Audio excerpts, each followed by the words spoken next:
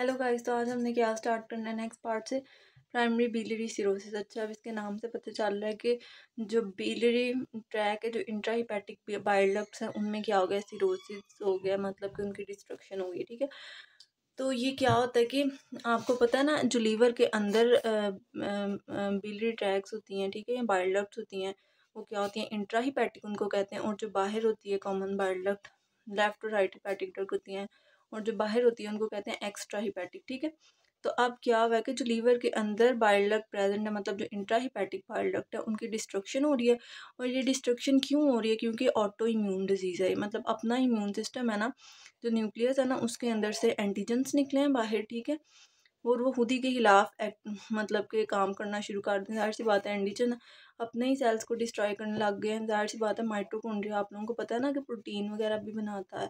ठीक है, तो माइटोकॉन्ड्रिया एक्चुअली डक्ट में प्रेजेंट होता है, डक्ट की वॉल्स में। ठीक है, तो अब क्या हुआ है कि अब एंटी माइक्रोकॉन्ड्रिया एंटीबॉडीज बन गई हैं। मतलब कि वो एंटी माइक्रोकॉन्ड्रिया एंटीबॉडीज का मतलब है कि ये एंटीबॉडी माइटोकॉन्ड्रिया को बचा नहीं पा रही, मतलब माइटोकॉन्ड्रिया के खिलाफ ही बन गई है। ठीक है, तो इससे क्या होगा कि डिस्ट्रक्शन हो जाएगी बिलियरी ट्रैक की।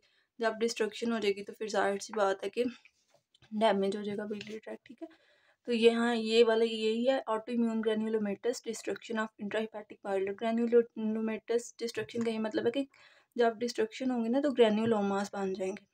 ठीक है, क्लासिकली अराइजेज इन वुमेन, ज़्यादातर ही औरतों को, जब उनकी एवरेज 40 साल की औरतों को होता है। ठीक है, associated with other auto immune disease, या फिर किसी और ऑटो इम्यून डिजीज़ के साथ भी इसकी एसोसिएशन हो जाती है। इसका कॉज है जो अननोन है, और एंटी माइक्रोबियल एंटीबॉडी इसमें प्रेजेंट होती है। ठीक है, present with the features of obstructive jaundice. अब जाहिर सी बात है, पेशेंट कैसे प्रेजेंट करेगा ऑब्स्ट्रक्टिव जॉन्डिस से? जब यहाँ से नीचे नहीं ये चीज़ें आ सकेंगी, ठीक है, तो लीवर से वो वापस जाके ब्लड में चल जाएंगी ना, और फिर यहाँ जाके ऑब्स्ट्रक्टिव जॉन्डिस करा देंगे। ठीक है, सिरोसिस लेट कॉम्प्लिकेशन, अगर इसको ट्रीट ना किया जाए तो सिरोसिस भी हो सकता है। ठीक है, आगे प्राइमरी सेक्युलराइजिंग कोलेंजाइटिस। प्राइमरी सेक्युलराइजिंग कोलेंजाइटिस में एक्चुअली क्या होता है कि जो इंट्रा हिपैटिक और एक्स्ट्रा हिपैटिक बाइल डक्ट है ना, जो लीवर के अंदर और लीवर के बाहर है, दोनों के अंदर क्या हो जाता है, दोनों के अंदर डिस्ट्रक्शन हो जाती है। ठीक है, फाइब्रोसिस हो जाता है और डिस्ट्रक्शन हो जाती है। ठीक है जी, inflammation and fibrosis of intra hepatic and extra hepatic bile duct. ठीक है, pre ductal fibrosis with an onion skin appearance. अब जो डक्ट है उसके इर्द गिर्द भी फाइब्रोसिस होगी, और उसके अंदर भी फाइब्रोसिस होगी, और ऐसे लगेगा जैसे अनियन स्किन अपीयरेंस है। मतलब ये आपको डायग्राम में भी दिखाया हुआ है, ऐसे अनियन की भी स्किन ऐसे ऐसे होती है ना, अनियन स्किन फाइब्रोसिस हुआ हुआ, और ये ब्लू ब्लू नजर आ रहे हैं, सारे ल्यूकोसाइट्स इकट्ठे हुए हैं। ठीक है, अनइन्वॉल्व रीजन आर डायलेटेड। अच्छा, अब ये ऐसे नहीं होगी कि कॉन्टीन्यूस अनियन लाइक स्किन बनती जाएंगी। ये समझे हिपैटिक डक्ट है ना, तो इसमें यहाँ यहाँ मतलब अनियन टाइप फाइब्रोसिस होगा, फिर इसके बाद यहाँ होगा, और फिर उसके बाद यहाँ होगा। ठीक है, तो ये सारा क्या दे रहे हैं, ऐसे लग रहा है ना कि बीडी टाइप, मतलब किस चीज़ पे बीड लगाया हुआ है, तो इसको कहते हैं बीडीड अपीयरेंस। ठीक है, तो जो अनइन्वॉल्व पार्ट है उनमें कुछ नहीं होगा, और जो इन्वॉल्व पार्ट है वो ऐसे ऐसे जब फाइब्रोसिस करेंगे कुछ कुछ रीजन में, तो बीडीड अपीयरेंस आएगी। Uninvolved regions are dilated, resulting in a beaded appearance on the contrast imaging. ठीक है, etiology is unknown, ज़्यादातर इसका कॉज भी नहीं हमें पता होता, लेकिन हम इसको अल्सरेटिव कोलाइटिस से रिलेट कर देते हैं। ठीक है, और अल्सरेटिव कोलाइटिस में हमने पढ़ा था ना कि इन्फ्लेमेटरी डिजीज़ है, इन्फ्लेमेशन हो जाती है हमारी इंटेस्टाइन की, और इसमें पी अंक का क्या होता है, हमेशा पॉजिटिव होता है। ये याद रखना इंपॉर्टेंट MCQs है। ठीक है, प्रेजेंट विद ऑब्स्ट्रक्टिव जॉन्डिस। अब इसका पेशेंट प्रेजेंट करता है ऑब्स्ट्रक्टिव जॉन्डिस, जाहिर सी बात है, लीवर्स अपनी चीज़ें बाहर नहीं निकाल पाएगा ना, तो नहीं निकाल पाएगा, तो ब्लड में जाएंगी, और ब्लड में वो जाके जॉन्डिस करा देंगे। ठीक है, इंक्रीज दिस फॉर कोलेंजियोकार्सिनोमा। कोलेंजियोकार्सिनोमा मतलब कि जो बाइल, जाहिर सी बात है, अब ये डैमेज हो रही है ना, तो कोलेंजियोकार्सिनोमा किसे कहते हैं, जो बाइल डक्ट्स का, बाइल डक्ट में कार्सिनोमा बन जाता है, कैंसर बन जाता है ना बाइल डक्ट्स में, उसको ही कोलेंजियोकार्सिनोमा कहते हैं। तो बाइल डक्ट के कार्सिनोमा के चांसेस इंक्रीज हो जाते हैं। ठीक है, अब रेई सिंड्रोम ये बड़ा इंटरेस्टिंग है। इसमें क्या होता है कि आपने अगर किसी बच्चे को पहले वायरल वायरल मतलब उसको बुखार हो गया, और उस बुखार का रीज़न मेन वायरस है। ठीक है, मतलब उसको वायरल इलनेस हुई हुई है कोई भी, तो आपने उसको एस्पिरिन दे दिया उसका टेम्परेचर कम करने के लिए। आपको पता है non steroidal anti inflammatory drug है एस्पिरिन, तो आपने बुखार में उसको दे दिया, बस ये याद रखना कि उसको वायरल फीवर था या वायरल कोई भी इलनेस थी, लेकिन आपने ऊपर उसको एस्पिरिन दे दिया, तो ये बहुत बड़ा डैमेज करा देगी। ये क्या करा देगी कि लीवर का फेलियर ही करा देगी, मतलब फुल लीवर फेलियर हो जाएगा, fulminant liver failure and encephalopathy. और ये जो लीवर का जो मटेरियल वगैरह होगा ना, ये जाके नर्वस सिस्टम को भी डैमेज कर देगा। इसको कहते हैं इंसेफेलोपैथी इन चिल्ड्रन। तो आपने पहले बच्चे को क्या था, वायरल इलनेस थी, आप उसको एस्पिरिन दे दिया ऊपर से, ठीक है, तो उसकी वजह से लीवर फेलियर हो जाएगा। Likely related to mitochondrial damage of hepatocyte. अब जो हिपैटोसाइट्स के अंदर माइटोकॉन्ड्रिया थे वो डैमेज हो गए, उस वजह से हो रहा है, ठीक है। Present with hypoglycaemia. अब पेशेंट कैसे प्रेजेंट करेगा, हाइपोग्लाइसीमिया से, ठीक है। लीवर फेलियर हुआ है, साथ साथ क्या हुआ कि पैंक्रियाज के अंदर भी ना, मतलब पैंक्रियाज भी थोड़े डिस्टर्ब किए हैं। तो पैंक्रियाज में आइलेट ऑफ लैंगरहैंस सेल होते हैं जो इंसुलिन सक्रीट करते हैं, ठीक है, तो उसकी वजह से हाइपोग्लाइसीमिया हो जाएगा, ठीक है। Elevated liver enzyme and nausea with vomiting, और नोजिया होगी वॉमिटिंग के साथ में, प्रोग्रेस टू कोमा। और अगर ये सारा लीवर का जो अमोनिया है वो ब्रेन में जाके डिपॉजिट कर गया, क्योंकि लीवर इतना फेल हो गया, वो अपने मटेरियल अपने अंदर नहीं रख रहा, तो पेशेंट कोमा में भी जा सकता है और डेथ भी हो सकती है, ठीक है। ये बहुत इंपॉर्टेंट टॉपिक है, राई सिंड्रोम हमेशा इसका एक एमसीक्यू आता है, याद रखना लीवर में से। अब हिपैटिक एडिनोमा, एडिनोमा नाम से ही पता चल रहा है कि ये बिनाइन ट्यूमर है, ठीक है। Benign tumour of the hepatocyte associated with the oral contraceptive use. अब क्या हुआ है कि आपने ओरल प्रेगनेंसी की कंसीव करने के लिए आपने जो एस्ट्रोजन के हार्मोन्स लिए हैं, मेडिसिन लिए हैं, तो उसकी वजह से क्या हो गया, हिपैटोसाइट्स, जाहिर सी बात है हिपैटोसाइट मेटाबोलाइज कराते हैं एस्ट्रोजन को, तो हिपैटोसाइट अपना काम ज़्यादा इंक्रीज करने लग जाएंगे ना, तो फिर क्या होगा, हिपैटिक एडिनोमा के चांसेस हो जाएंगे, ठीक है। लेकिन अब इसमें क्या है कि अब आप एस्ट्रोजन ले रहे हैं बाहर से ओरल कॉन्ट्रासेप्टिव पिल्स के तौर पे, तो फिर क्या हो गया, रिग्रेस अपॉन द से, अगर लेकिन आपने ओरल कॉन्ट्रासेप्टिव लेनी बंद कर दी है, तो फिर क्या हो जाएगा कि हिपैटिक एडिनोमा सही भी हो सकता है। बस ये है कि सी सेशन ऑफ ड्रग करनी चाहिए आपको, ठीक है।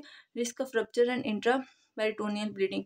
अगर ओरल कॉन्ट्रासेप्टिव पिल कॉन्टीन्यूसली बार बार ली जा रही है, तो फिर क्या हो जाएगा कि जो हेपेटोसाइड जो लीवर है वो रप्चर भी कर सकता है, और इंट्रा पेरिटोनियल ब्लीडिंग, और ये लीवर जाहिर सी बात है रप्चर करेगा तो ब्लड तो निकलेगा, तो वो इंट्रा पेरिटोनियल ब्लीडिंग हो जाएगी, स्पेशली ड्यूरिंग प्रेगनेंसी। खासतौर पे कि जब औरत को पता नहीं है कि वो प्रेग्नेंट हो चुकी है, लेकिन वो फिर भी ओरल कॉन्ट्रासेप्टिव पिल यूज़ की जा रही है, तो फिर ये हो सकता है कि रप्चर भी हो सकता है, इंट्रापेरिटोनियल ब्लीडिंग भी हो सकती है। Tumour are subcapsular and grow with exposure to oestrogen. अच्छा, सब कैप्सूलर का मतलब है कि जो कैप्सूल मतलब कि ट्यूमर ऐसे होंगे कि कैप्सूल्स के नीचे बनेंगे, मतलब वो प्रॉपर कैप्सूल के अंदर बनेंगे, और वो ज़्यादा ग्रो करते जाएंगे जैसे जैसे एस्ट्रोजन उनको ज़्यादा मिलता जाएगा, ठीक है। हेपेटोसेलुलर कार्सिनोमा क्या है, कार्सिनोमा से पता लग रहा है कि मेलिग्नेंट है।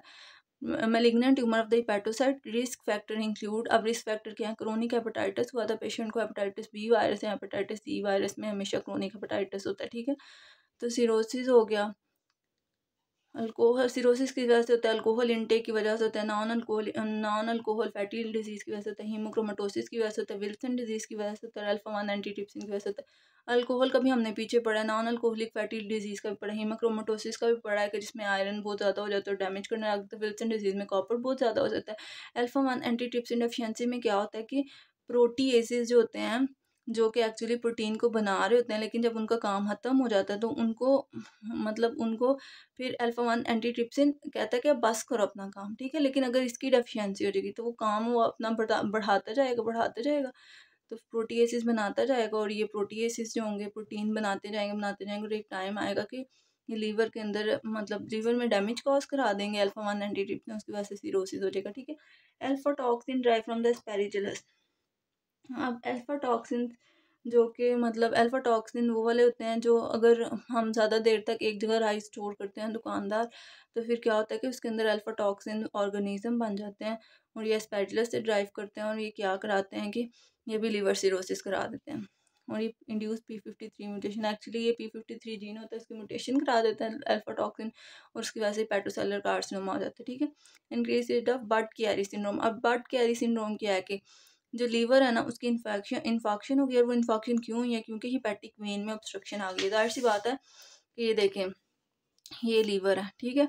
अब लीवर ने अपना फ्लूइड सारा ड्रेन हिपैटिक वेन में करना था, लेकिन अब हिपैटिक वेन है ना ये ऑब्स्ट्रक्ट की हुई है, समझे, ठीक है। अब हिपैटिक वेन जब ऑब्स्ट्रक्ट की हुई है तो लीवर तो डैमेज होगा ना, जाहिर सी बात है फ्लूइड लीवर में रहेगा तो लीवर डैमेज हो जाएगा, ठीक है। तो लीवर इन्फेक्शन हो गया, और सेकेंडरी है ये हिपैटिक वेन के, ठीक है। और फिर मतलब पहले हिपैटिक वेन में ऑब्स्ट्रक्शन हुई और उसकी वजह से लीवर इन्फेक्शन हो गई। यहाँ फिर क्या हुआ कि फिर पेशेंट प्रेजेंट कैसे करेगा, हिपैटोमेगैली मतलब लीवर का साइज इंक्रीज होगा और साथ में क्या होगा और पेशेंट को एसाइटिस हो जाएगा। अब लीवर ने कहीं ना कहीं तो अपना फ्लूइड ड्रेन करना है ना, तो अपनी सिक्रीशंस डालनी है ना, तो वो क्या करेगा कि गैप जंक्शन, वही बार बार बात है, गैप जंक्शन होंगे तो अपना फ्लूइड ना सारा कुछ ब्लड में भेज देगा, लेकिन ब्लड में भी जाएगा फ्लूइड और कुछ पेरिटोनियल कैविटी में आ जाएगा। और जब पेरिटोनियल कैविटी में फ्लूइड एक्यूमुलेट हो जाएगा, जाहिर सी बात है, तो फिर क्या हो जाएगा, एसाइटिस हो जाएगा, मतलब जिसको हम कहते हैं ना पेट में पानी पड़ जाना, वो हो जाएगा।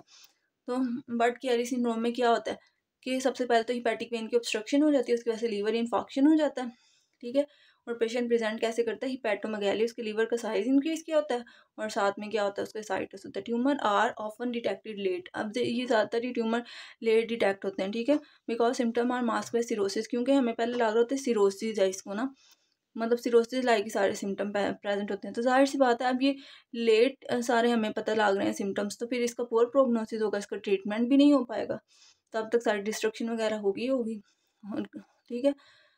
Serum tumour marked is alpha fetoprotein, ये लास्ट टाइम अभी ये जो नवंबर अटैम्प्ट थी ना, उसके अंदर ये आया एमसीक्यू से। इसका सीरम ट्यूमर मार्कर क्या है, एएफपी भी इसको कहते हैं, अल्फा फिटोप्रोटीन, उसमें एएफपी ऑप्शन में था, ठीक है, याद रखना। आगे हमने पढ़ना मेटास्टेसिस टू लीवर, मतलब कि अब लीवर ने खुद तो मतलब कार्सिनोमा के अंदर हो गया, लेकिन अब दूसरे ऑर्गन्स तक वो जा रहा है और उसको डैमेज कर रहा है, मेटास्टेसिस का ये मतलब है, ठीक है। More common than the primary liver tumour, अब ये मोर कॉमन है प्राइमरी लीवर ट्यूमर से, मतलब जो लीवर से ओरिजिनेट ट्यूमर करते हैं ना, उनको प्राइमरी लीवर ट्यूमर कहते हैं, ठीक है। मोस्ट कॉमन सोर्स इंक्लूड, ज़्यादातर ये कहाँ से मेटास्टेसिस होकर ट्यूमर आ रहा है लीवर तक, कोलोन से, पैंक्रियास से, लंग से और ब्रेस्ट कार्सिनोमा से। Result in multiple nodules in the liver, के नतीजे में क्या हो रहा है, ये देखिए मल्टीपल नोड्यूल्स बने हुए हैं लीवर के अंदर। Clinically may be detected as hepatomegaly with nodular free edge of liver. अब क्लिनिकली कैसे हम इसको डिटेक्ट करते हैं, हमें लगता है कि लीवर का साइज इंक्रीज किया हुआ है और लीवर की जाहिर से फ्री एज का मतलब है कि देखें लीवर के कोने नहीं है, ठीक है, मतलब लीवर गोल गोल सा हो गया और नोड्यूल जिस पे बन गए हुए हैं, ठीक है। बस यही था हमारा, और हमारा लीवर माशाल्लाह खत्म हो गया।